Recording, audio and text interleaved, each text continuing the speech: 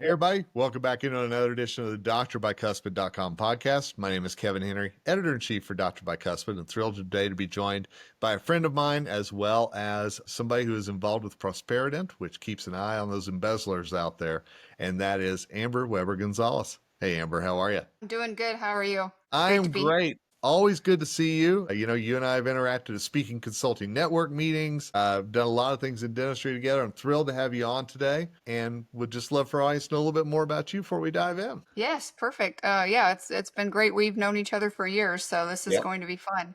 Yeah, so my background, I've been in dentistry for over 20 years. I started out being an accounting major in college, and I went to work for a dentist, so that's how I got into the dental field. And I practiced as a hygienist for several years and managed practices, but always went back to my love of numbers and accounting. And so one of my first clients as a consultant discovered embezzlement, not even looking for it, but finally figured out, why is his practice not bringing in the money that it looks like he's producing? And so that's how I got dipped my toe in the embezzlement world. And so it's interesting because now I went from being preventative and hygiene to now trying to be more preventative with the financial integrity of practices. So I oversee our owner proactive services, which is with Prosperident, where we look and say, hey, you don't think that theft is occurring, but here's where you're vulnerable and here's how it could occur. So I went from prevention to prevention. So that's kind of an interesting story. It is, and I love that you bring up prevention because the dental industry is so focused on preventing things, and we should be with embezzlement as well. And you mentioned the vulnerability side of things. You and I were talking before we went on the air that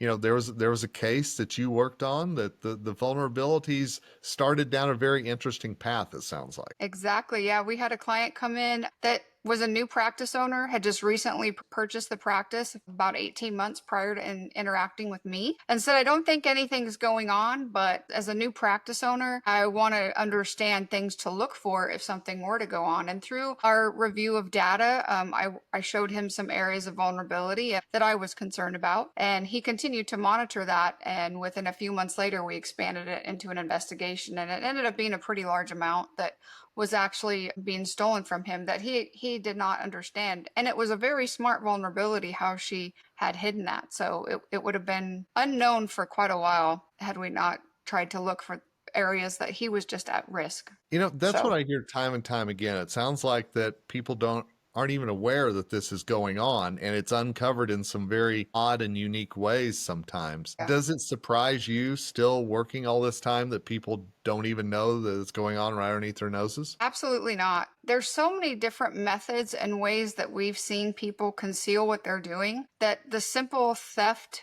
method that's usually easily detectable, we see so much of that changing now, right? Where it's not just a simple way to monitor and say, oh, is everything matching? It's beyond that now. We see with technology and stuff, we see thieves getting smarter. So dare I ask about maybe one of the two of the vulnerabilities that you can share? We don't want the embezzlers to get a head start here, but we also want to make sure the dentists and team members understand where to lock things down maybe. Absolutely. So one of the main things, and I will freely share this, is making sure that how revenue is recorded in your software matches how revenue is entering your bank.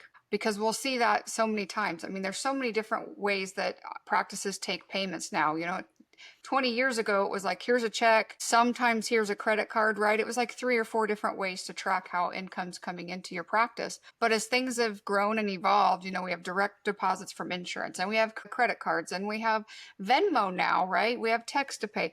There's so many different methodologies of how you're going to receive income, and being able to sort those out and saying, okay, I don't want to just look at the whole number this month. Let me break those out into different forms of revenue stream and see if there's discrepancies within those different forms. And I know so often the dentists aren't involved on the money side of things. They usually turn that Okay. over to somebody else. And I know that's where sometimes things can go awry. Yeah.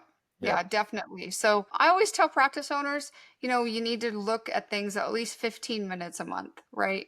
And just have that transparency. Even if you are going to delegate things, I want you to double check and know how to pull your own reports and say, okay, what did my checks and cash look like this month? And how does that compare to how my bank is looking, right?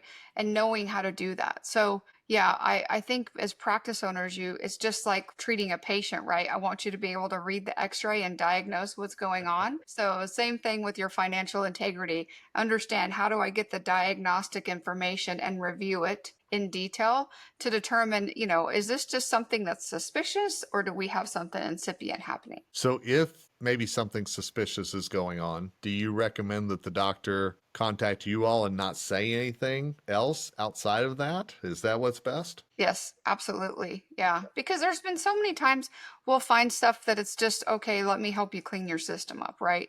So I don't want you to destroy the culture of your office and have issues that could arise from that. So definitely, if you feel uncomfortable or uneasy and you feel like you can't look at your practice on a monthly basis and feel comfortable about numbers and what's occurring within your practice, then definitely, we're here to help with that and hopefully just give you a proactive approach and feel like you are being more in that prevention mindset. And then utilize those tools to interact with your team so that your team doesn't feel like, they're in the hot seat. And that's just what I was going to ask, because if the doctor starts looking through things, do you find that the team all of a sudden bristles and goes, "You don't trust us"?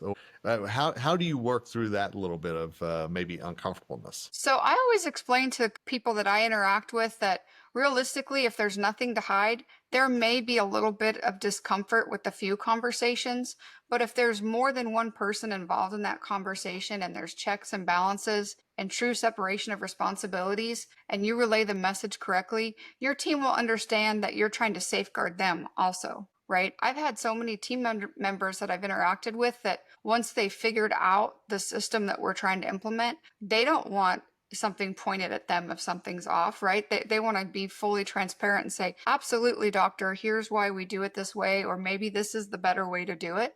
And so we try to educate doctors to help educate their team. I'm just trying to safeguard you and your role with me as well. And I know so often the health of the practice, financial health, I should say, impacts the entire team. And Uh-huh. obviously, there may be one bad apple in there, but it impacts everybody in the practice at the end of the day, not just the dentist. Absolutely. Yep, absolutely. So that's why, when we interact with our doctors, we want them to have clear defined roles for team members so that no one person is in control of all the transactions, right? And once your team is educated, they don't want to be in control because they want to safeguard, their role and they want the practice to do well. Yeah. One thing, and I'm going to encourage everyone, go back and listen to our previous episodes that we've done with employees of Prosperident about embezzlement. I think that there's some real good nuggets of knowledge in there, and I want to make sure that everybody has heard our previous episodes as well. But one thing that I've heard from your two colleagues previously is the importance of interviewing whenever you're bringing somebody new into the practice and really doing those background checks to make sure that that's done properly. Yes, absolutely. I mean, you definitely need to know, are you hiring somebody that has a past history of doing, fraudulent things at another practice, maybe not even in dentistry, outside of dentistry, right? And the background checks, the big thing for me is really calling previous employers and making sure what they supplied to you on that resume is true, right? Were they really in the role of financial coordinator, and did they actually work at the practice, for the 3-year span that they put on their resume? Or was that, not correct? Did they kind of make their resume a little embellished to appear like they were definitely hireable? So I'm all about the background checks, but definitely call previous employers and make sure that the information you were provided is valid and true. I also have a lot of doctors who say, I'm hesitant to do that because the person that I interviewed does not want me to contact their previous employers. And so I completely understand that side also, but I would just make it a strict policy within your hiring guidelines that that's a requirement. We're ready to offer you a job. We've really enjoyed the interview process. We've taken you through all the steps to know that you're a qualified candidate. The final piece here is we will contact your previous employers. And unfortunately, if the team member isn't willing to do that, then that somewhat kind of tells you an answer of what you would be dealing with if you hired that person. I mean, that's such a good point. I know so many dentists are so desperate, dare I say, to fill a role that sometimes they'll look past red flags or go, well, that's nothing to worry about, when deep down it may be. And so I love the strict, hard, fast rule of, if you won't let us check, then you're not fit for our practice. And that was my interview with Amber Weber-Gonzalez from Prosperident. If you want to learn more about Prosperident, check out www.prosperident.com.